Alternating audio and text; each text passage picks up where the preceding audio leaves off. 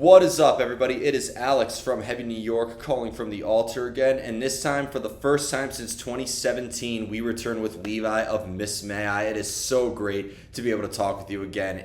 You were the fourth interview ever on this channel, ever, and it's great to have you back now. Yeah, thanks for having me back, man. I'm happy to be here. Yeah, it's an honor to be able to talk with you, and what a great time to talk to you as well. 15 years of Apologies Are for the Weak. I mean, revisiting this material and, bringing back our mutual friend Brian of Currents on some tracks and having like this collaborative efforts. Do you look at this album now with different context and different meaning now, 15 years later, or does revisiting this material almost kind of like put you back in maybe the same sort of headspace on who you and Miss May I were back then? It's sort of both. So it's cool to revisit it because there's a lot of stuff I feel like we've just changed over time. So it's cool to sort of go back to some of that, and then some of the context was cool because we were just kids. So like when we did that album, we were seniors in high school. So it was very like high school girlfriend, just angsty, pissed off teenager music. And it was cool to sort of go back and hear that and remember what I was feeling.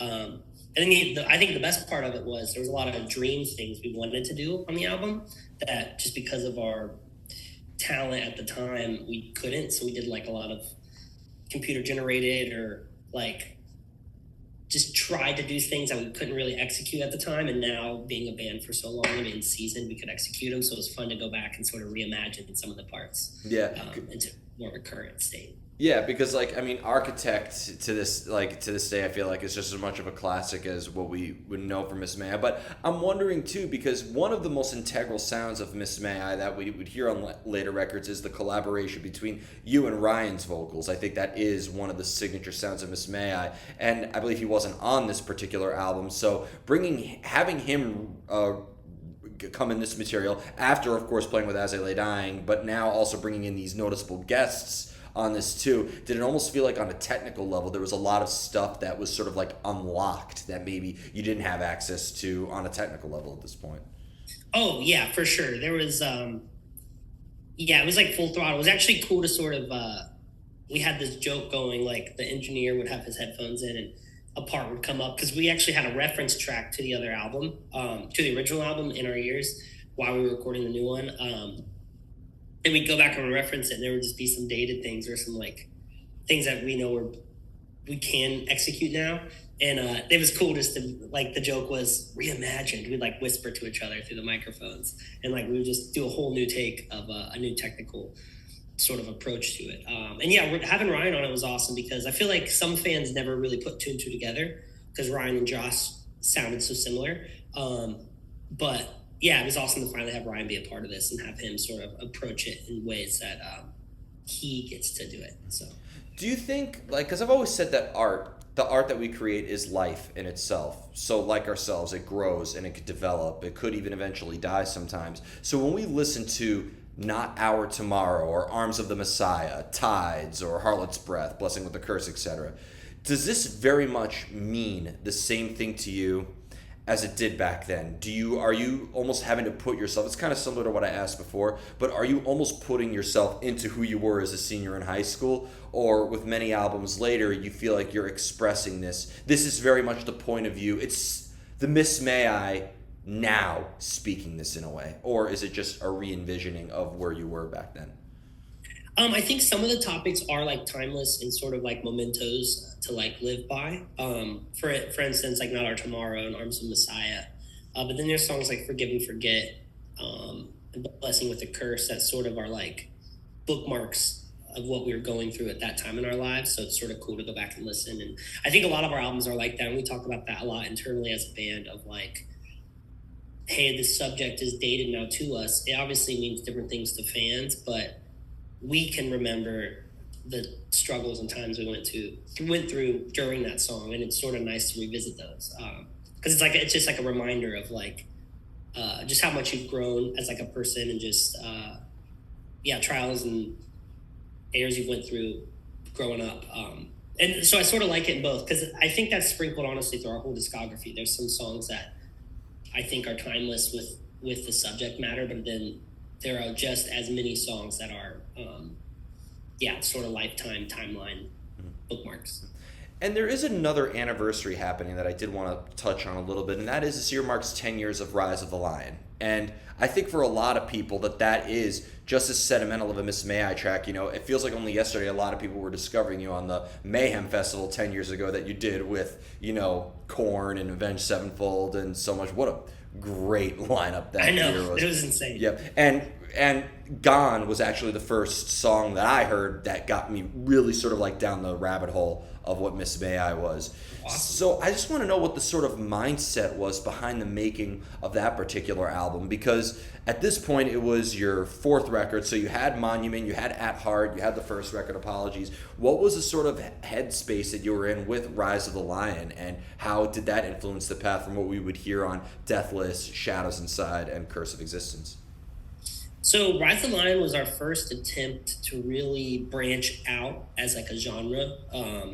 Hence doing those type of tours, going from like death tours or metal tours, and even like Warped tours to Mayhem, and getting on XM and playing like we also did an arena tour on that cycle with Five Finger Death Punch. So that was a big swing for us to sort of branch ourselves into that world. So a lot of the writing and idea of that album was to go that route in our careers. And so even with the production, we went with Terry Date, who did, at the time he was just getting off doing Sempiternal with Bring Me, but he's known for doing like all the Pantera records and just like very, just OG producer. And that was everything we did around that album was for that process. And I think it worked great. It was sort of introduced us to this whole new realm of people. And Gone was nice because it sort of had the singable chorus that got us onto XM, but then it had the heaviness of Miss May I, so it was a good segue to introduce people to us. I remember doing that Five Finger Death Punch arena tour, and we were like one of the heaviest bands on the tour, and it was the first time a lot of people heard bands that heavy. Like they thought Five Finger was as heavy as it gets, and then they would hear us play. And they're like, well, we didn't know you could like that's. I'm like, oh, you think like there's even bands heavier than us? And I remember fans coming from that tour and then seeing us August Burns Red, and they're like, do you see these guys play guitar? I'm like, oh yeah. I'm like, keep looking into this whole new world of like metal. So it was a nice segue. Well, circling back to that Mayhem Fest too, I mean, like, do you know how many, it worked both ways, like, do you know how many people who were there to see you guys on that Mayhem Fest, maybe, you know, trying to get that Warped Tour fix, but because Cannibal Corpse was playing right after you guys, they're like the same people I saw wearing Miss May I shirts, I'm now seeing them. If you looked at like their Facebook pictures from 2014 and earlier, they were wearing Miss May I, Asking Alexandria, Bring Me the Horizon shirts, and now it's Morbid Angel and Obituary and Cannibal Corpse shirts. So it's cool. Like, it's cool that I love watching that from our point of view, because I remember taking those paths getting into music. You know what I mean? Yeah. I remember having a couple years over here and then being like, oh, there's this kind of bands. And then you dig deeper and deeper, and it's just, it's nice to do that for fans. Yes. And one thing I always give Miss May I credit for is because I feel like you definitely have pushed boundaries. You know, Rise of the Lion, I couldn't agree with you more. It definitely was sort of like a turning point in your sound and bringing in heavier stuff. But I feel like Miss May I still stuck to their guns in a way and maintained, because Day by Day is also another song that I absolutely love, and like to be able to kind of like listen to Shadows Inside or Deathless and sort of get that reminiscence in a way is really cool. There are certain bands, like for instance Bring Me the Horizon or Dance Gavin Dance or even Bad Omens, who are, you know, you were already almost a decade into the career when they started, but they started off in the more traditional metalcore route, and now they have like a lot of the pop punk or post rock sound, and I'm not knocking on it. I think what they've done is amazing, but I think that the old school metalcore sound started off as their gateway before moving on to that. You guys evolved, but also stuck with your guns, which I don't think is easy to do. I feel like it is sort of like one way or another, where you either change drastically or you don't change at all.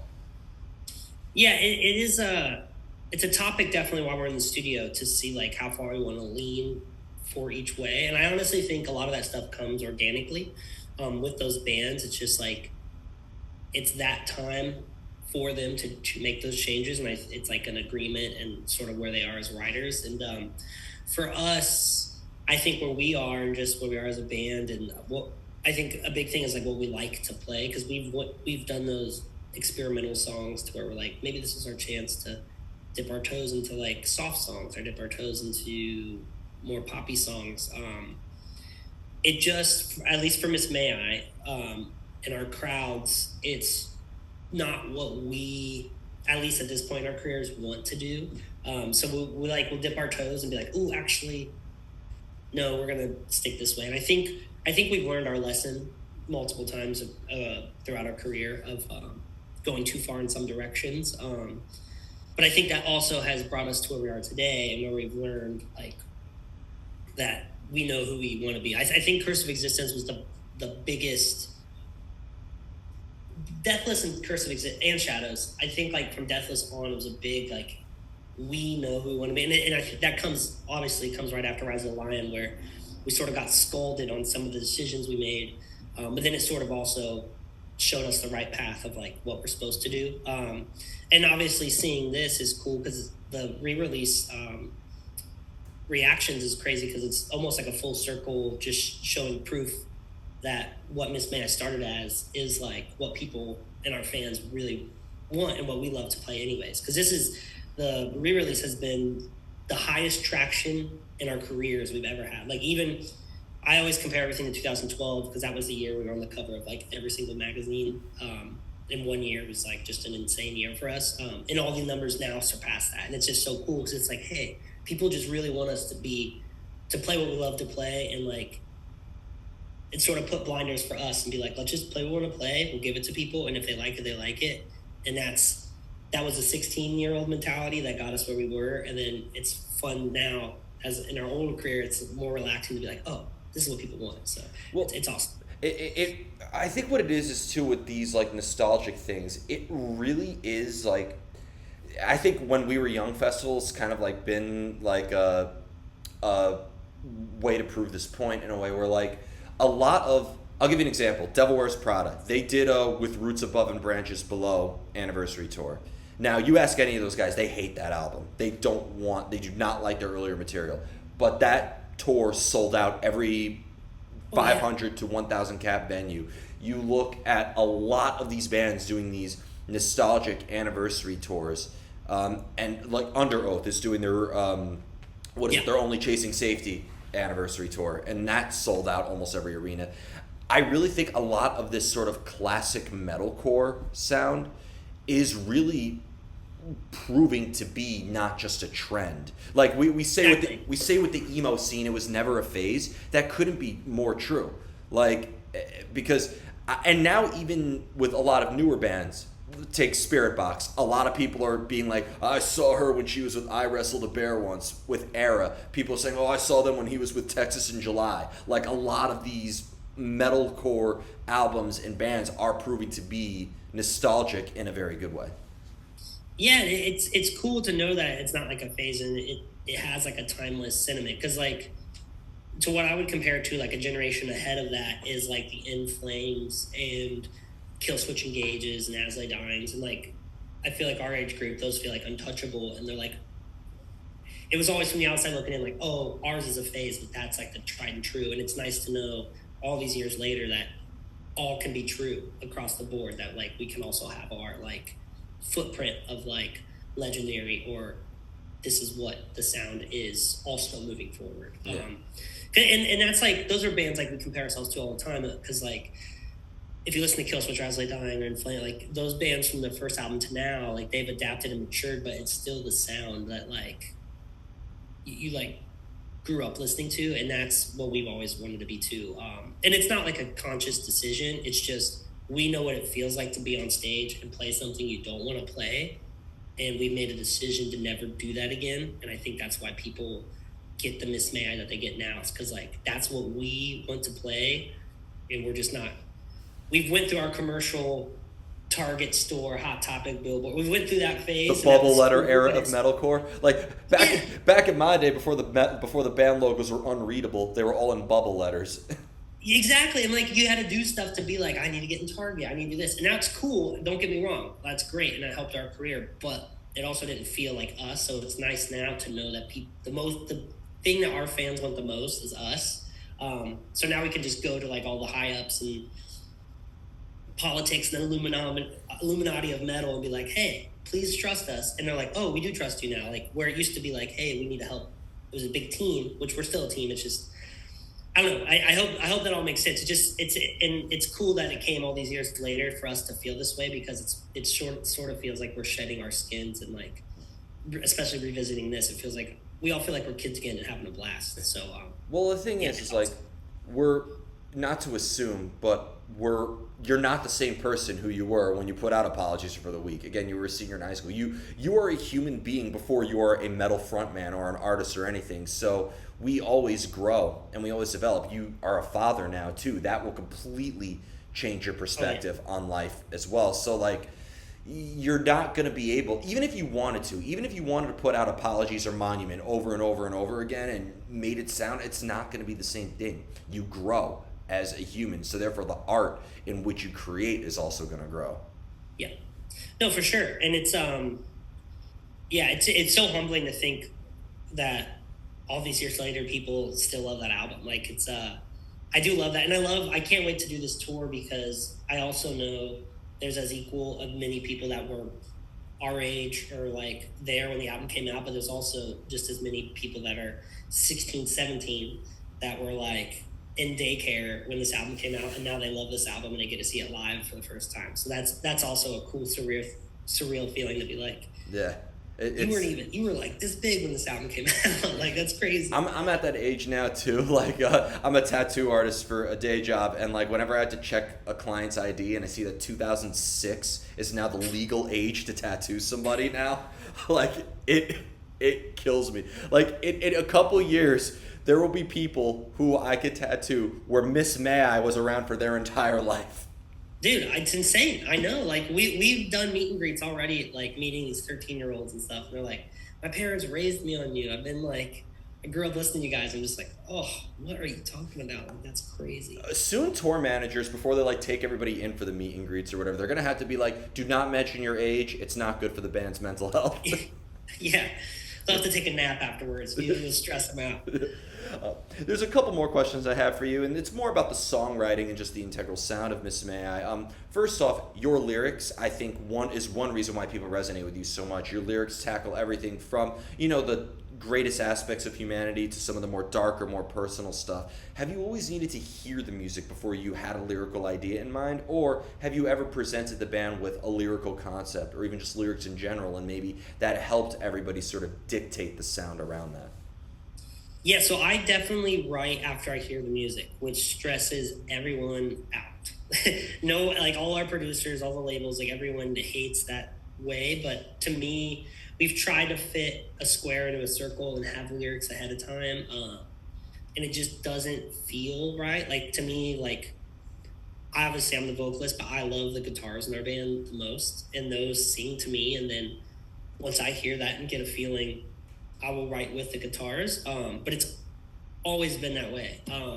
There are like a handful of songs probably that we've went from the outside in because people told us that's what they do, or like if you read a music theory book, or that's like the way you're supposed to do it, but that's just not how we work. And yeah, I vibe off of what the guys give me, and I feel that emotion. And I think if anyone heard some of our songs instrumentally, you'd feel the emotion too, and then I write to the emotion I hear. So we just actually did a new song recently, and it stressed out the producer because like the vocal day came. He's like, what do you got? And I'm like, I'm gonna need a few hours to like listen. He's like, you don't have anything? I'm like, I never have anything. I was like, I have some ideas, but I'm like, I need to like feel it, and then I'll be back, like, because we also do this thing too, which I think is like a magical thing with our band, is like it's how we came up with Villain's Chaos, how we came up with Hey Mister, our new single, like all this stuff. We hear these words that don't mean anything, but they're so good and they fit so well that we write around them. So we will like sing blah blahs and just say these random, like Hey Mister was the weirdest one because we're in there and we all hear like Hey Mister, and we're like, what does that mean? And we have to like work backwards, but you like hear it collectively. It's like a signal from somewhere, and like we all hear this like antenna of a word, and then we work backwards. But I think that's the most organic and like real way for these songs to come out. And yeah, that's how we do things. But one of the most integral sounds of Miss May I is the collaborative vocals between you and Ryan, as well as all the collaborations that we have on this re-release of Apologies. But like, do you and Ryan have to be in the same headspace emotionally when it comes to singing these lyrics together, or just singing in general, to make the songs sound like they belong together, or is it better that you both have different types of voices, that maybe it is better that you're in your own individual words? You know what I mean? I think I would say 95% of the time it's Ryan will take my emotions and run with them. But there have been a few times, which are funny. They're like our saddest songs, like Crawl, and yeah, a lot of songs on Shadows, to where he was going through so much that the roles were reversed. He would write the choruses, then come to me, and I'd be like, "Damn, okay, I'll work around this." And like that's heavy. And then, but most of the time it's the other way going in. But we were collaborative to where, yeah, we would just sort of explain ourselves and our emotions enough to where, because who even be honest and be like, I still don't understand what you're feeling, blah blah, and we'll just have to really, yeah, just explain ourselves to one another until we sort of get the point across, and then we can roll with it. But sometimes that can take a day or two too, to just me and him be like, okay, I get it, but then you're just asking all these questions, even though the lyrics are 13 lines. You're asking a day worth of questions just to know exactly where that person's like headspace is. So. Does inspiration just strike out of the blue, or do you kind of go seeking it? Can you like almost have like a well that you pull inspiration out of? I would say it definitely comes out of the blue. Like we'll have a riff bank that we share. It's just like a Dropbox of like riffs for days, and I'll just play those on loop sometimes, like especially when I'm running or working, and I'll hear the song like 200 times, and then one day I'm like, I got it. Like I finally hear what I was supposed to hear. But there's also those 100 times prior to where I just hear a cool riff in a song, and I'm like, I got nothing. And I'm like, I really like this riff, but like hasn't really connected with me. So yeah, I would say it's usually out of the blue, but it's out of the blue with us beating it into our head too. So.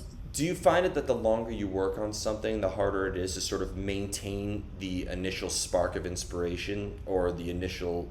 Because one of my favorite vocalists I interviewed, Burton from the band Fear Factory, he said that inspiration is like lightning, and sometimes you really do have to make an effort to sort of capture it in a bottle. So like, oh, yeah. If you're working on something for a long period of time, is it difficult to sort of maintain that emotion? I would say, at least for me, the longer we work on it, the more it's sort of like a painter having to like step away and say it's done. I say we get so into it that we have to sort of be like, you're almost chasing your own tail. You're just trying to make it better and better, and then you're just in this loop forever of like, do we really need to be changing stuff, or like, is it done? Like, because I think that's how our whole band works. We don't really ever get burnt out. I guess if we do get burnt out, that'll come the time when we usually just scrap the song, because like we also are so far in our career to where, since we do work collaboratively, if one person isn't feeling it, it's like all of us isn't feeling it. We don't just like push through that person's feelings. So that's the other thing. If like one person's like, I'm not feeling this, then like, even if I love it, we just have to have the discussion of like, maybe this isn't the thing, or what can we do to make it everyone love it. And sometimes we lose it, like we'll lose the wind a day or two into it, and we're like, let's restart or do something else. So. And are you able to just like abandon that and feel okay about it, like that there's no sleep that's lost because of that? Sometimes there are some riffs that are lost in the graveyard that I'm like, but sometimes we have them all saved, so like sometimes we'll pick and revisit it like years later, so that nothing's ever really lost. It's just because we'll manipulate it enough to where we can use it for a current thing. So. And then just a few more questions for you, and that is about playing live. When you do play a live Miss May I show, and like you're going through all different walks of the discography, like when you play like an At Heart song, does that put you back to where you were in 2012? When you play a Lion song, does it put you back to where you were in 2014? Does it almost feel like time travel in a way? Or being that the live, because I thought maybe the live show is such a present moment that you have to be present for, that it doesn't matter. This is At Heart. This is At Heart in 2024, not in 2012. For me, because I'm singing the lyrics, I don't know about the other guys.